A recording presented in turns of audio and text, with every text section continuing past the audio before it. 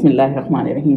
چلیں جی، آج time short ہے تو ویسے بھی الحمدللہ بہت ڈیٹیل سے رمیزہ نے ورڈ ٹو ورڈ کرا دیا، تو تھوڑا فاسٹ ہی لے کے چلتے ہیں آیتوں کو. تو آیا نمبر 71 پہ جا رہے ہیں. میں اس کی اور 72 کی اکٹھی تفسیر پڑھ دیتی ہوں، ترجمہ پڑھ دیتی ہوں. اور کہتے ہیں کہ اگر تم سچے ہو تو وہ یہ وعدہ کب پورا ہوگا؟ کہہ دو کہ جس عذاب کے لیے تم جلدی کر رہے ہو شاید اس میں سے کچھ تمہارے نزدیک آ پہنچا ہے. تو بیسیکلی جیسے رتب کا بتا رہی تھی نا رمیزہ بھی، کہ وہ یہ ہے کہ جیسے بالکل جیسے موٹر سائیکل پہ پیچھے کوئی بیٹھا ہوتا ہے، آپ کا دوسری سواری ہوتی ہے، بالکل اس کے لیے رد فیوز ہوتا ہے بالکل فوراً ہی. تو اللہ تعالیٰ اس میں فرما رہے ہیں کہ جو ہے جو اگر وہ جیسے آ کے حضور صلی اللہ علیہ وسلم سے پوچھ رہے ہوتے تھے کہ عذاب کب آئے گا، تو اللہ تعالیٰ کہتے ہیں کہ اب ہو سکتا ہے تمہارے پیچھے وہ جلدی آ جائے. بیسیکلی عذاب تو تبھی بندے کا اگر جو نافرمان بردار ہے تو اس وقت شروع ہو جاتا ہے جب وہ فوت ہو جاتا ہے. دوسری بات ہے جب مکہ میں کیونکہ مسلمانوں کو بھی اجازت دی تھی، اللہ تعالیٰ نے ان کو ٹائم دیا ہوا تھا، کیونکہ اللہ تعالیٰ ٹائم دیتا ہے ہر کسی کو. اور مدینہ میں ہجرت کرتے ہی پہلے دوسرے سال میں ہی بدر کا واقعہ ہو گیا تھا، اور جس کی وجہ سے فوراً ہی اللہ تعالیٰ نے ان کو بتا دیا. تو اور جب وہ بدر پہ جا رہے تھے تو ابو جہل نے بھی یہ دعا کی تھی، کیونکہ ان کو لگ رہا تھا کہ وہ جیت جائیں گے. تو اللہ تعالیٰ نے صحابیوں کے تھرو ان کے اوپر یہ سزا ان کو دی تھی نا، تو اس وجہ سے وہ جلدی ان پہ عذاب آ گیا تھا. اور مین لیڈر ان کے سارے مارے گئے تھے، تو انہوں نے اپنی اوقات کا پتہ چل گیا تھا، اور وہ بدلہ لینے کے لیے دوبارہ احد کی تیاری خندق میں کرتے رہے، اور ہر جگہ ہی ان کو بہت نا امیدی ہوئی. ایون احد میں وہ جیت بھی گئے تھے تو بھی وہ اتنے ڈسٹریس میں تھے کہ کہیں ہم نے حضور مین ان کے بندے تو رہ گئے ہیں، جیسے حضور صلی اللہ علیہ وسلم رہ گئے تھے، حضرت ابوبکر، حضرت عمر، مطلب مین تو ہم نے ایکچولی تو لیڈر کا معاملہ ہوتا ہے نا، تو لیڈر رہ گئے تھے. تو بیسیکلی اور جب حضور صلی اللہ علیہ وسلم کو مائگریشن کرنی تھی، جب یہ کہہ رہے تھے کہ ان کو مائگریٹ کرا دیں، تو آپ دیکھیں اس وقت بھی فوراً ہی حضور صلی اللہ علیہ وسلم وہاں سے نکل گئے تھے، لیکن ان کی آنکھوں کے سامنے ہی نکل گئے تھے اور ان کو پتہ بھی نہیں چلا تھا. تو جب اللہ تعالیٰ نے کچھ کرنا ہوتا ہے نا، تو وہ اسی وقت ہی معاملہ اس طرح سے اللہ تعالیٰ کر دیتا ہے کہ آپ کو پتہ بھی نہیں چلتا اور معاملہ ہو جاتا ہے. دیکھیں ہم پڑھتے تو ہیں جیسے انا للہ و انا الیہ راجعون، تو اس کا مطلب اصل میں کیا ہے؟ اس کا مطلب یہی ہے کہ ہم نے واپس اللہ کی طرف ہی لوٹ کے جانا ہے. جب یہ بات آپ ذہن میں رکھیں گے نا، اور کس کا وقت کب آ جاتا ہے، اب تو ہمارے لیے تو یہ کوئی ایسی وہ نہیں رہ گئی. وہ ایک بندہ بتا رہا تھا کہ اتنے زیادہ بندے جو ہیں مسلمان بھی ہو رہے ہیں جیلوں میں بھی، کیونکہ دین کی طرف آ رہے ہیں، اس لیے کہ وہاں اتنا ڈپریشن ہے، اتنا ڈسٹریس ہے نا، تو پھر ان کو دین سے سکون ملتا ہے، اور انہیں پتہ ہے کہ آخرت میں آپ نے جواب دینا ہے. تو کافی لوگ جیلوں میں اس وجہ سے بھی مسلمان ہو جاتے ہیں. اور اس وقت امریکہ میں 3.5 لاکھ کے قریب لوگ ہیں جو مسلمان ہیں، اور کنورٹڈ بھی ہیں ان میں کافی سارے. اور ہر سال وہ کہہ رہا تھا کہ 35 سے 40 ہزار تک بندے مسلمان ہو جاتے ہیں، کیونکہ وہ اس ڈسٹریس میں ہوتے ہیں، اور قرآن آپ کو سکون دیتا ہے. اور آپ کو جب اس میں اللہ تعالیٰ یہ بتا رہا ہے کہ آپ کو غم کرنے کی ضرورت نہیں ہے، کہ یہ پوچھنے کی کب آئے گا کب آئے گا. جب اللہ تعالیٰ کی مرضی ہوتی ہے نا، چیز اسی وقت ہی آتی ہے، اور اللہ تعالیٰ نے ہر چیز کا نالج نبیوں کو نہیں دیا ہوتا. تو اس وجہ سے اللہ تعالیٰ اس میں فرما رہے ہیں کہ جو ہے ہو سکتا ہے وہ پیچھے ہی ہو، ابھی آ جائے. تو مطلب آپ کو جلدی کرنے کی ضرورت نہیں کہ کب آئے گا کب آئے گا، آپ اپنی تیاری رکھیں. ایک صحابی تھے نا، تو انہوں نے حضور صلی اللہ علیہ وسلم سے یہ بدو تھے وہ، کہ پوچھا کہ قیامت کب آئے گی. تو حضور صلی اللہ علیہ وسلم نے اس کو کیا جواب دیا کہ آپ نے تیاری کی ہے؟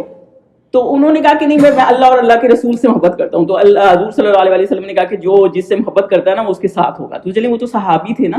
تو بیسیکلی ہمارے لیے کیا ہے کہ ہم نے تیاری کی ہے، تو ہمیں یہ نہیں دیکھنا کہ ہم جوان ہیں اور ابھی ہمارے پاس بڑا ٹائم ہے تو ابھی کر لیں اور بڑھاپے میں جا کے تسبیحاں گھما لیں گے. تو ہم نے بس یہی دیکھنا ہے کہ ہمارا ٹائم پتہ نہیں کب آ جاتا ہے، تو ہم نے اپنا وقت کس طرح یوٹیلائز کرنا ہے، کیونکہ ہم سے تو ایک ایک منٹ کا پوچھا جائے گا، اور جب کتابیں سامنے آئیں گی نا تو تب ہمارے ہوش اڑ جانے کہ کیا ہم کرتے رہے تھے اور کیوں ہم کرتے رہتے. آیا نمبر 73 پہ چلیں جی.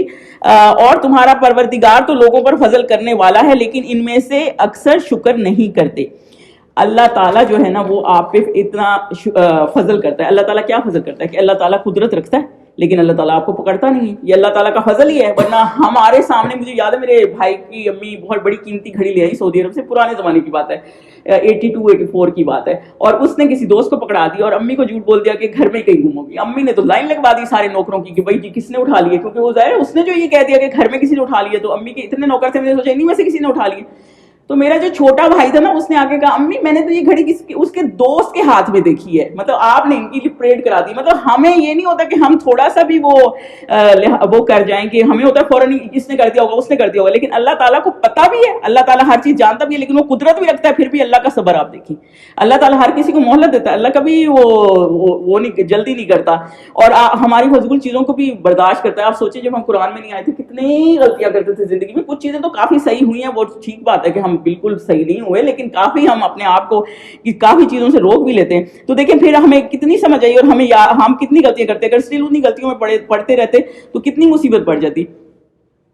تو یہی والا, اور جیسے سنتے پڑھنی ہوتی ہیں ظہر میں, وہ کتنی امپورٹنٹ ہے. چھوٹی چھوٹی چیزیں ہوتی ہیں نا جو آپ کو حضور صلی اللہ علیہ وسلم بتا گئے. میں کسی کا پوڈ کاسٹ سن رہی تھی تو وہ بندہ یہ کہہ رہا تھا کہ جب بھی سنتے چھوڑ کے جاتا ہوں نا کہیں, تو ہم اور صرف فرض پڑھ کے کہ میں کام پہ پہنچ جاؤں, تو ہمیشہ مجھے راستے میں ٹریفک ملتی ہے, ہمیشہ لیٹ پہنچتا ہوں. لیکن جب بھی پھر میں نے سوچا ایٹ لیسٹ میں نماز تو ڈھنگ سے پڑھ لوں, تو پھر جب نماز پڑھنے پوری سنتے پڑھ کے جاتا ہوں پھر الحمدللہ ایٹ لیسٹ یہ سکون ہوتا ہے کہ آپ نے نماز صحیح سے پڑھ لی, پھر آگے اللہ تعالیٰ آپ کے کام بھی آسان کر دیتا ہے. تو بیسیکلی اس میں اللہ تعالیٰ یہ بتا رہے ہیں کہ یہ اللہ تعالیٰ کا نہ شکری نہ کرو. یعنی شکر کیا چیز ہے؟ شکر یہ ہے کہ آپ اس بات پہ تھینک فل رہیں کہ ہم نے جھوٹ بولا یا ہم نے کسی کے ساتھ زیادتی کر دی اور اللہ تعالیٰ نے ہمیں پکڑا نہیں, اور اگر اللہ تعالیٰ ہمیں پکڑ لیتا تو ہمارا کیا ناحق تھا.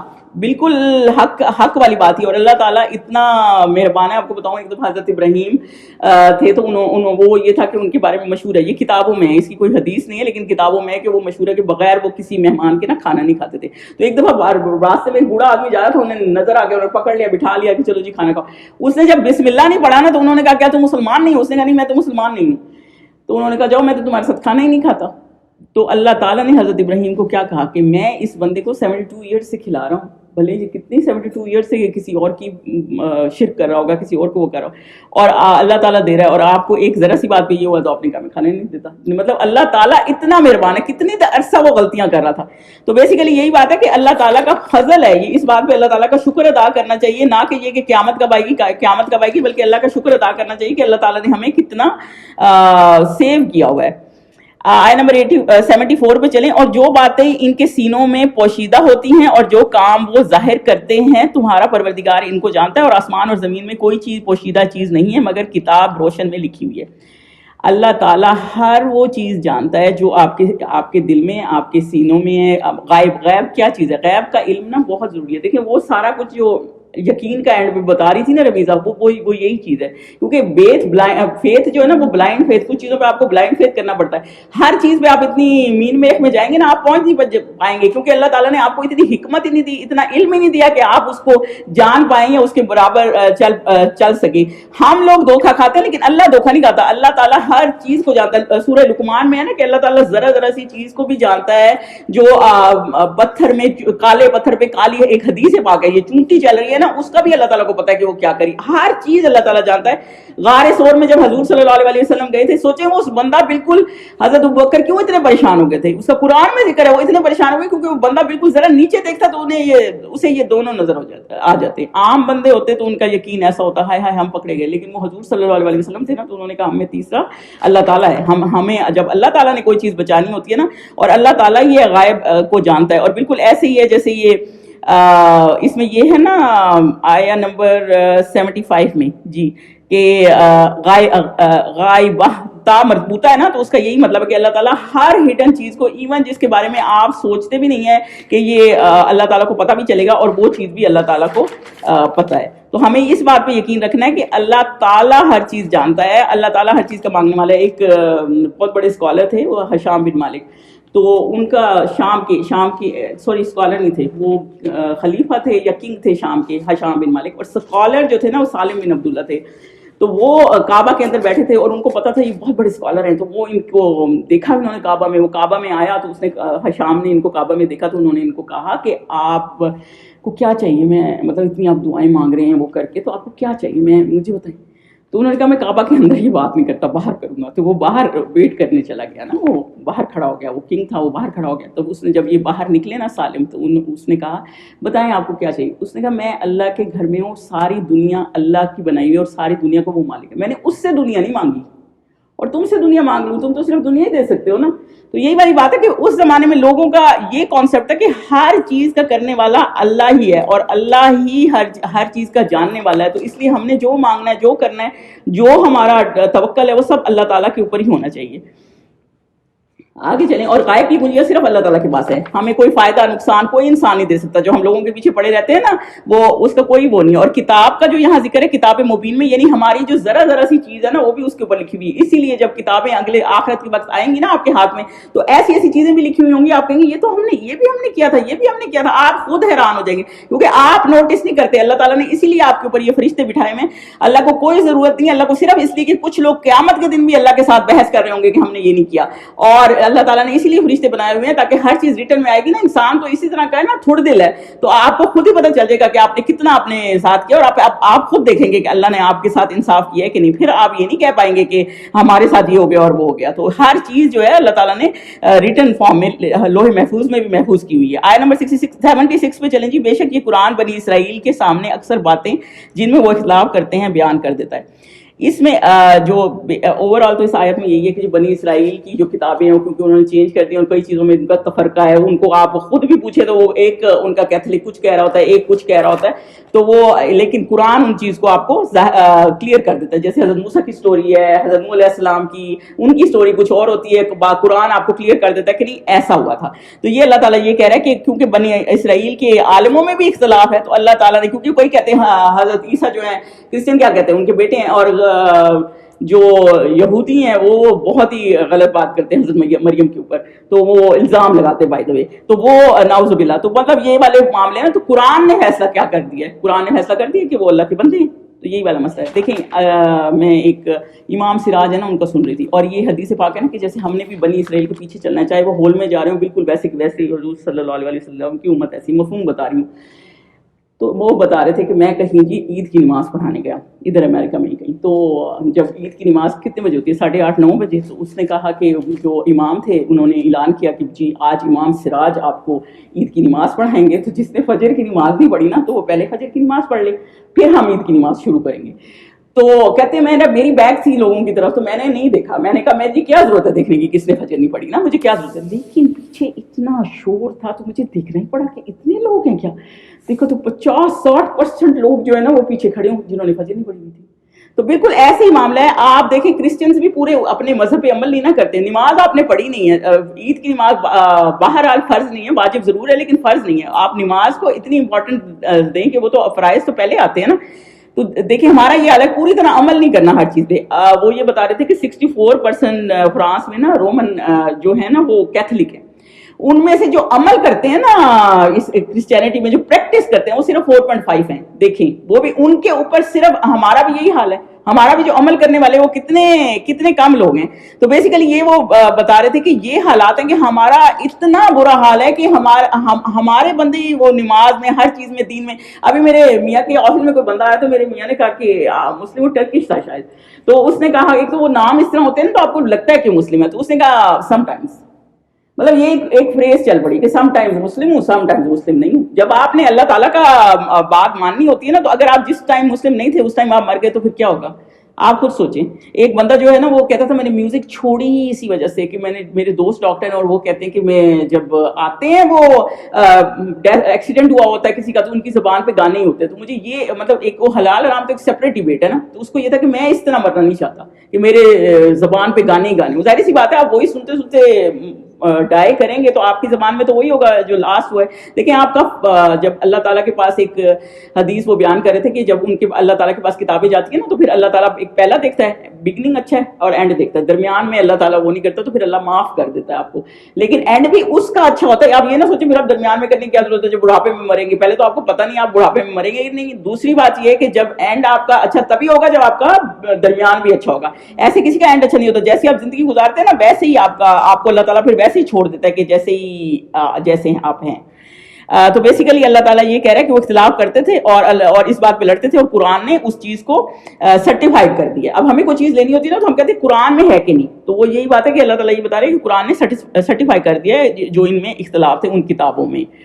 77 پہ چلیں جی. اور بے شک یہ مومنوں کے لیے ہدایت اور رحمت ہے. قرآن کیا ہے؟ مومنوں کے لیے ہدایت ہے، رحمت. دیکھیں اناس نہیں آیا، جب اناس آتا ہے نا وہ سب لوگوں کے لیے ہوتا ہے. مومن کا کوئی کیوں اس سے بولے گا ہدایت یا کچھ، کوئی کیوں لے گا؟ ہم سورہ فاتحہ پڑھتے ہیں صراط المستقیم، ہمیں ہوتا ہے کہ سیدھے راستے پر چلا. پھر اللہ تعالیٰ نے آگے قرآن میں آپ کو بتا دیا. دیکھیں قرآن میں آمنو آیا، پھر ساتھ میں عمل صالح آیا. عمل صالح بھی کرنا ضروری ہے، صرف ایمان لانا ضروری نہیں ہے. اور صالح عمل کیا ہوتے ہیں؟ جو سنت کے مطابق ہوتے ہیں اور اللہ کے احکامات کے مطابق ہوتے ہیں. تو بیسیکلی اللہ تعالیٰ نے یہ بتایا کہ وہ لوگ اس سے اثر لیں گے جو اللہ تعالیٰ گائیڈنس لیں گے، جو اللہ تعالیٰ کے قانون کے مطابق چلتے ہیں، اور جو آمنو ہیں یعنی کہ جو ایمان لانے والے ہیں. وہ لوگ نہیں لیں گے جو ایمان لانے والے نہیں ہیں، جن کو شک ہے، ڈاؤٹس ہیں، تو وہ تو رہ جائیں گے نا.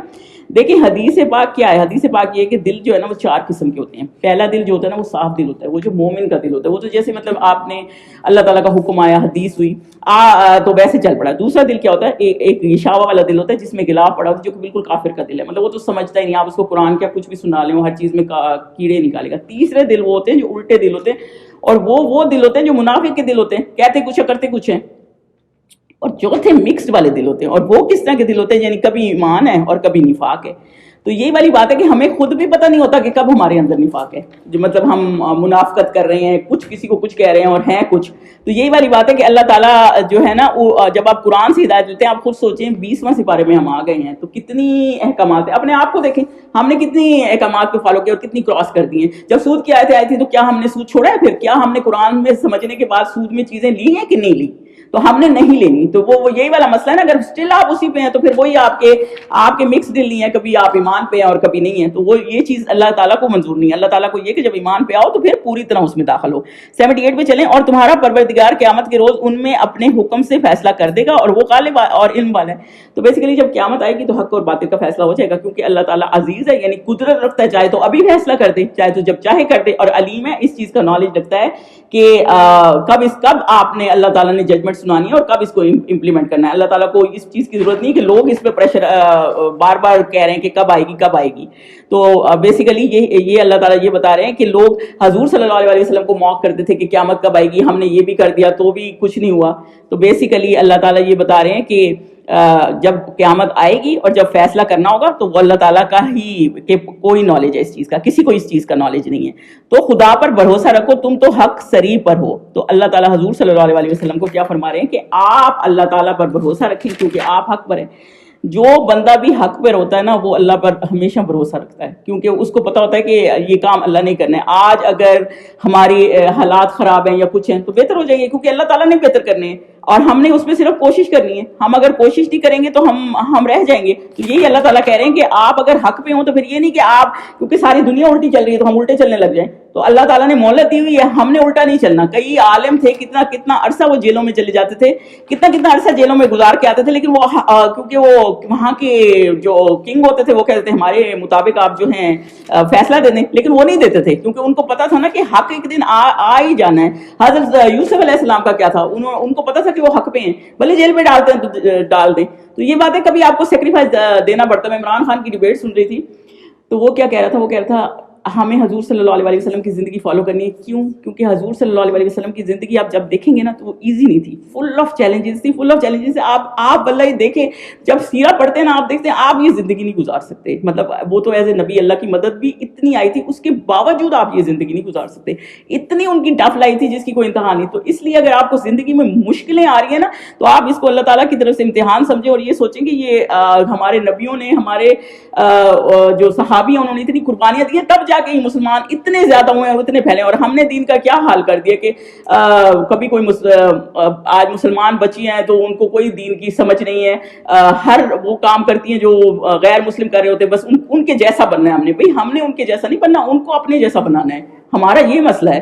تو اس چیز پہ زور ہونا چاہیے. تو بیسیکلی اللہ تعالیٰ یہ کہہ رہا ہے کہ حق پہ ہیں تو حق ہمیشہ اس کی فتح ہوتی ہے. اور اللہ تعالیٰ نے آپ کو دکھایا بھی ہے. حضور صلی اللہ علیہ وسلم کہاں سے چلے تھے؟ آپ سوچیں 2-4 بندے اور پھر پورے آپ کا کتنا ایریا ہم نے وہ کر لیا تھا. آیت نمبر 80 پہ چلیں جی.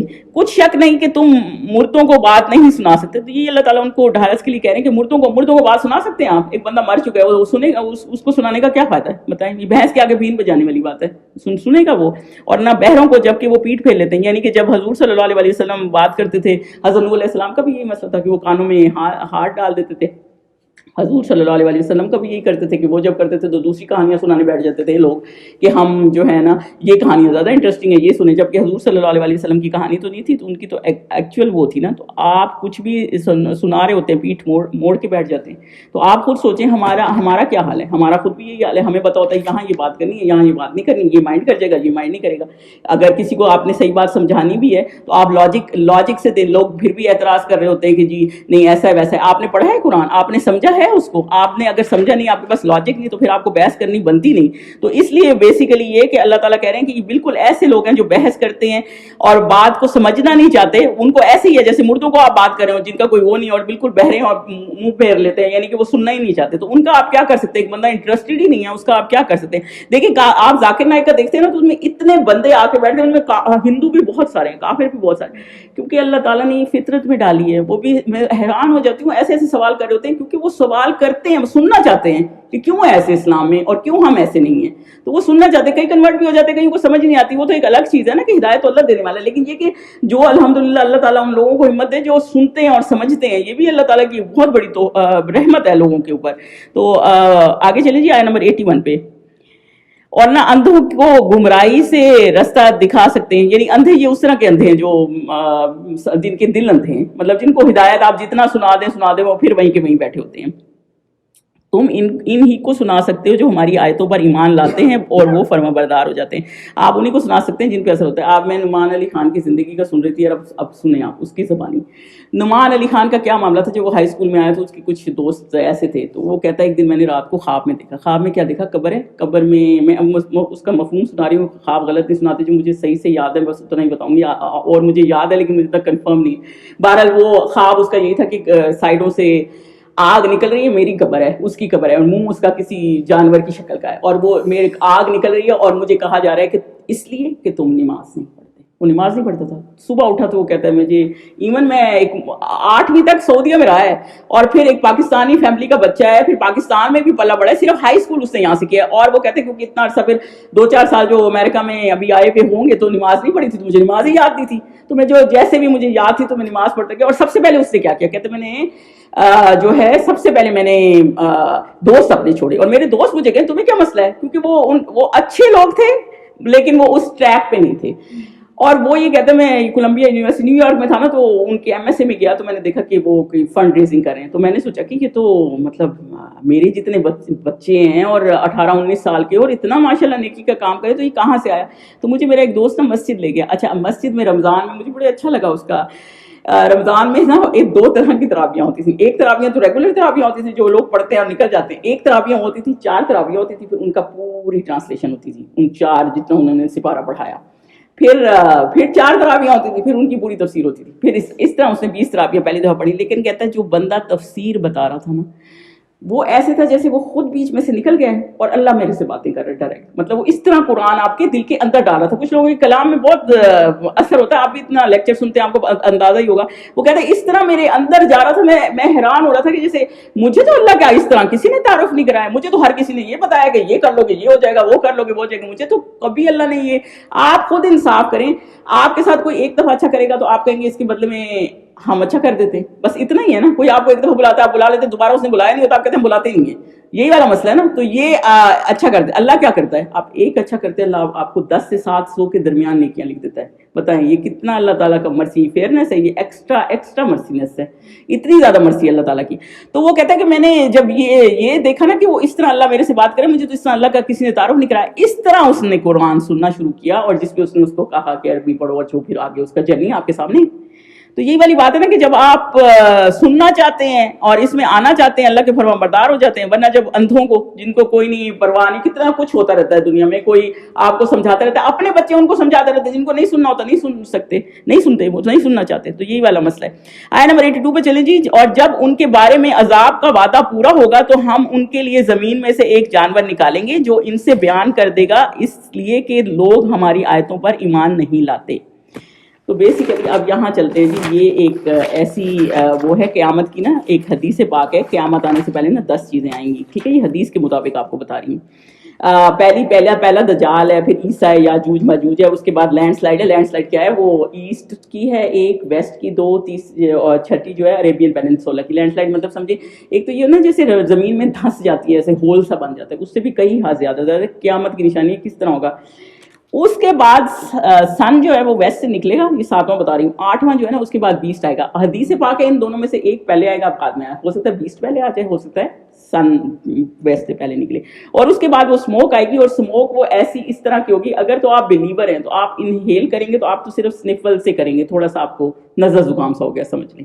اور اگر آپ ڈس بلیور ہیں تو آپ بلیک اینڈ ہو جائیں گے، آپ کو مطلب بہت آپ کی حالت ہو جائے گی اس اسموک سے. ظاہر سی بات ہے اسموک میں کھڑے تو ہوں ذرا، آپ کو پتہ ہوگی کس طرح ہو جائے گی. اور یہ قیامت کی نشانیوں میں سے تو کتنی زیادہ ہوگی.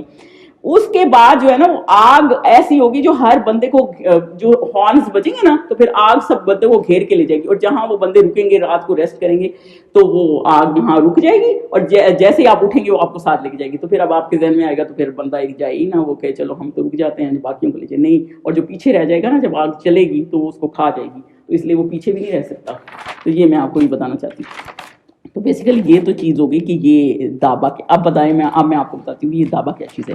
دابا جو ہے نا ایک اینیمل بھی نہیں ہے، ہیومن فارم بھی نہیں ہے. تو یہ جو اسکالرز جس نتیجے پہ پہنچے، ایک ہیوج سمجھ لیں چیز ہے، اینیمل سے زیادہ کلوز ہے، کیونکہ کچھ اسکالرز نے اس کو اس طرح کیا جیسے اس کی لیگس کیملز والی ہوں گی، اسٹرائپس اس کی ٹائیگر والی ہوں گی اس طرح کی.